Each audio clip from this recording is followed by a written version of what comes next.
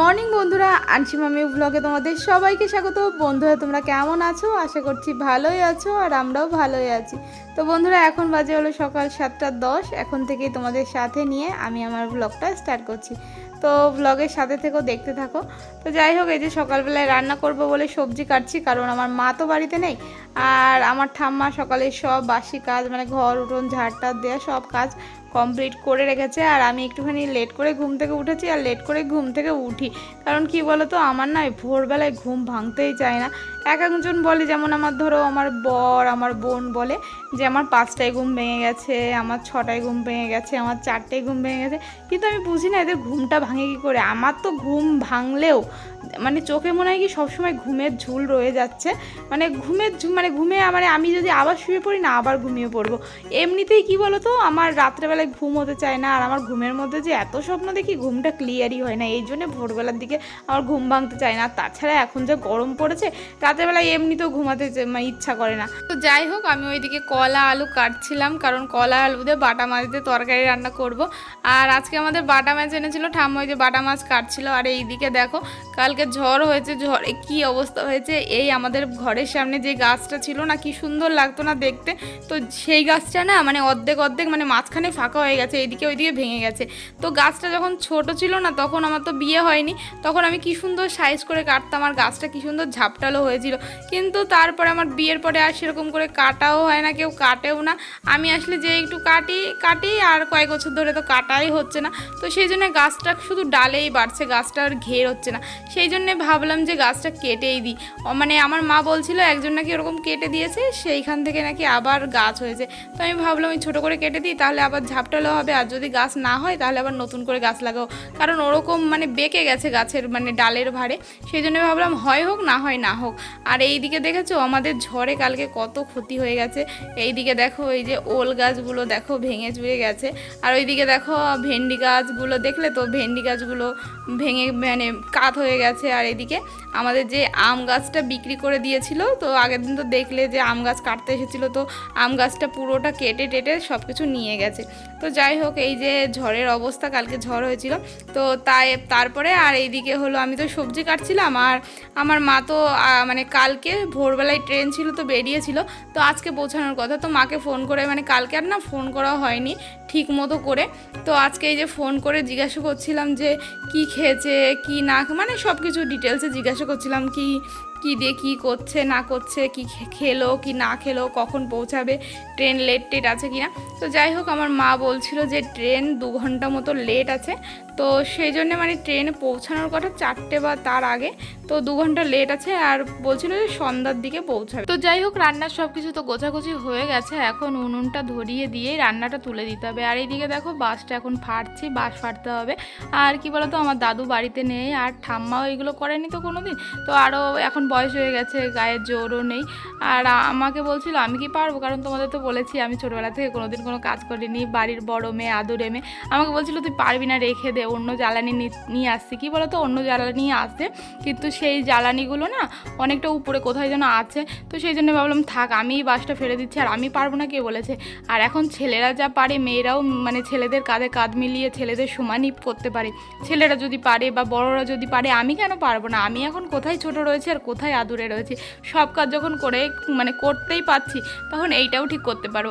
আর জানো তো, যে জিনিস লোকে বলে যে আমি পারবো না, সেই জিনিসগুলো না আমার করতে আরও বেশি ভালো লাগে, যে আমি পেরে দেখাবোই। আর তারপরে যখন শেষ পর্যন্ত পারি না, তখন মনের মধ্যে কি আনন্দ হয়, মানে মুখের মানে সেই হাসিটাই অন্যরকম আসে। দেখো, তো যাই হোক, এই যে বাসটা তো ফেলে নিলাম। আর এইদিকে দেখো উনুন জ্বালাচ্ছি। আর প্রত্যেক দিন তো তোমাদের বলি, তোমরা তো দেখো যে আমার ঠাম্মা দাদু বা আমার মা কেউ এক আমাকে যে মানে উনুনটা ধরিয়ে দেয়। কিন্তু আজকে ভাবলাম যে বাসটা ফাটতে পারি না, বাসটা যখন ফেলেছি কি এখন আমি নিজে আজকে উনুন জ্বালাবো।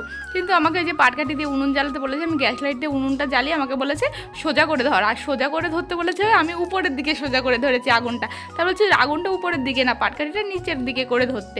তো যাই হোক, এরকম করে তো মানে আজকে উনুন ধরানোটাও শিখে গেছি, সত্যি বলছি, আজকে উনুন জ্বালিয়েছি।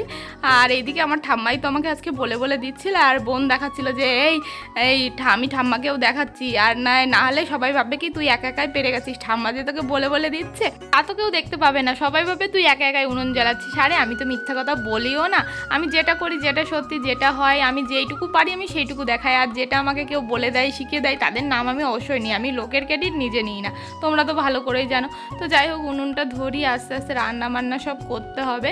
আর কি বলো তো, আমার ঠাম্মা সব কাজই করে কিন্তু এখন বয়স হয়ে গেছে তো রান্না বান্নায় একটু আটক লাগে, তাই আমি কি করি ওই যখনই আসি তোমরা তো দেখো যে রান্নাটা আমিই করি। আর এদিকে দেখো পাতাকপিটা সিদ্ধ করে নিয়েছে, এই যে মাছ দিয়ে কলা দিয়ে আলু দিয়ে বললাম তো তরকারি রান্না করব। আর তোমরা তো জানো যে আমি পাতাকপি রান্না করলে না সিদ্ধ মানে প্রেশার কুকারে সিটি মেরে রান্না করি না, আমার আর সিদ্ধ করেও রান্না করি না, আমি ওরকমই রান্না করি, কুচিয়েই রান্না করি। কিন্তু আজকে ঠাম্মা পাশের বাড়ির একজনের কাছ থেকে শুনে বলছিল যে পাতাকপি সিদ্ধ করলে নাকি গ্যাস হয় না, তো সেই জন্য আমি ভাবলাম থাক প্রথম একদিন রান্নাই করি দেখি কেমন লাগে। আর সত্যি বলছি পাতাকপি ওরকমের থাকে না, সিদ্ধ করে রান্না করলে না অন্যরকম টেস্ট আর ভালো লাগে। আর কি বলো তো পাতাকপির একটা দাঁড়া দাঁড়া ভাব থাকে না, তো সেই জিনিসটা না থাকে না আমার কাছ থেকে। পাতাকপি মানে এরকম সিদ্ধ করার পরে রান্না করলে তো আমার কাছে ভালো লাগে। তো যাই হোক এইদিকে বোন এনে দিয়েছিল একটা লিচু, দেখো আমি এখন রান্না করতে করতে লিচু খাচ্ছি। তো এইদিকে মানে দেখো আমার পাতাকপি ভাজাটাও হয়ে গেছে, মাছ ভাজা হয়ে গেছে, এখন তরকারিটা রান্না করব। তো আর আমি রান্না করতে করতে এইদিকে দেখো গাছ কেটেছে, আর এই গোয়াল ঘরের চালটা না গাছ কাটার জন্য খুলে রাখতে হয়েছিল, তো সেইটাই দাদু আর ঠাম্মা মিলে ঠিক করছে। আর এইদিকে আমার রান্না বান্না সব কমপ্লিট, থালা বাসন মেজে রান্নার জায়গাটা পরিষ্কার টরিষ্কার করে আমি এখন যাচ্ছি বাড়ির পাশে ওই সোমা পিসিদের বাড়ি আছে না, সোমা পিসির মা না দর্জির কাজ করে, তো সেই জন্যে আমার যাবতীয় যা কিছু আমি এই ঠাম্মার কাছে এসে করাই, চুড়িদারের কাটানো বলো ফিটিংস বলো, বেশিরভাগ তো ফিটিংস ইস্যু থাকে। তো এইবার না একটা চুড়িদার কাটিয়েছি, আর এই চুড়িদার প্রথমবারই আমি ঠাম্মার কাছ থেকে চুড়িদার কাটালাম, আমার চুড়িদারটা আমার যে এত পছন্দ হয়েছে।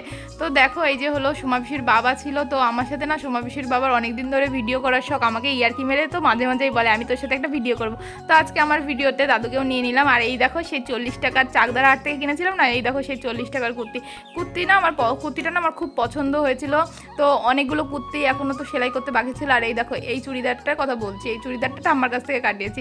আর জানো তো সোমা পিসির মা সোমা পিসির বাবা একে না আমার মাম্মা মানে ভালো বাবা ভালো মা হয়, তো সেই জন্যে না বাবা মা বলে, একদম বুকে হাত দিয়ে যদি বলে আমি কে মানে আমি কে বলতেও হয় না, শুধু যদি নিজেকে দেখানো হয় তাহলেই মাম্মাম বলে এটা বাবা এটা মা।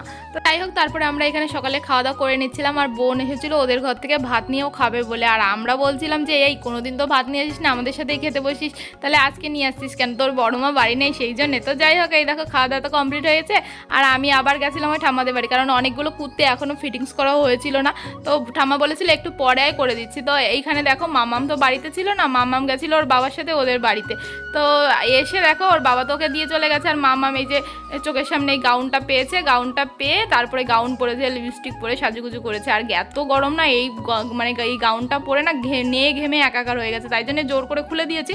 আর জোর করে খুলে দিতে এত দুষ্টু না, দেখো শানের উপর গড়াগড়ি খাচ্ছে, কান্না করছে, মানে রাগ করেছে, এত রাগ না।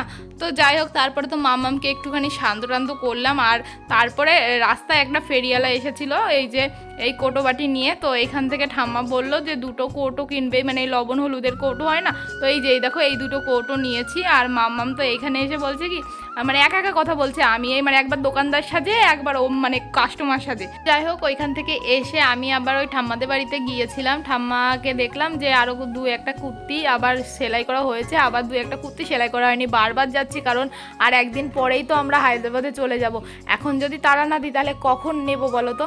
তো যাই হোক এইদিকে দেখেছিলে মাম্মাম ওই কৌটোটা এনে লবণের কৌটো থেকে লবণ নিয়ে সেই মানে লবণ শুধু শুধু লবণের মধ্যে জল দিয়ে সেই লবণ খাচ্ছে। তো দেখো এই যে কুর্তি ওই কুর্তিটা একটু মানে এই হলুদ কালার কুর্তিটা তো তোমাদের পরে দেখিয়েছিলাম, তো ওই কুর্তিটা আরেকটুখানি ঘাটের দিকে ফিটিংসের অসুবিধা ছিল, তো সেই জিনিসটা নিয়ে আসলাম। আর একটা পিঙ্ক কালারের কুর্তি ছিল ওইটা নিয়ে আসলাম, তো ভাবলাম যে দেখো কুর্তিগুলো ধুয়ে দিই, নতুন কুর্তি তো আর হাটের থেকে নিয়ে এসেছে, আর দেখো ধুতে গিয়ে সস্তার অবস্থা দেখো রং উঠে যাচ্ছে মনে হচ্ছে মানে টিউবওয়েলের জল পুরো খালি করে দিয়েছি, আর মানে এত রং উঠছে আমি ভাবছি আমার কি অবস্থা হলো, মানে আমি অন্য জামা কাপড়ের সাথে যদি এই জামা কাপড় ভেজাতাম, দেখো হাতটা তো লাল হয়ে গেছে।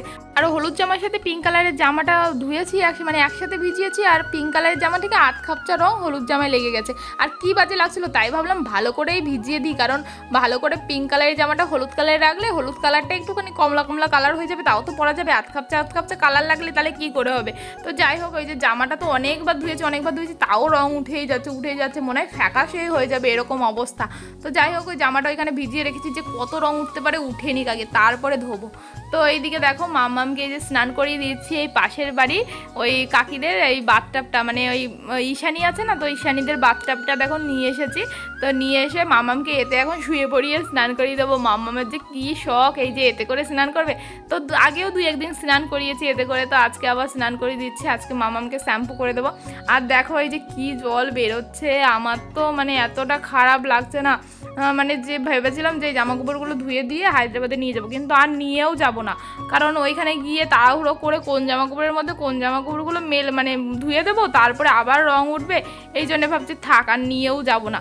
এইখানে যখন আসবো তখন একটু পরবো, তারপরে যা হয় হবে।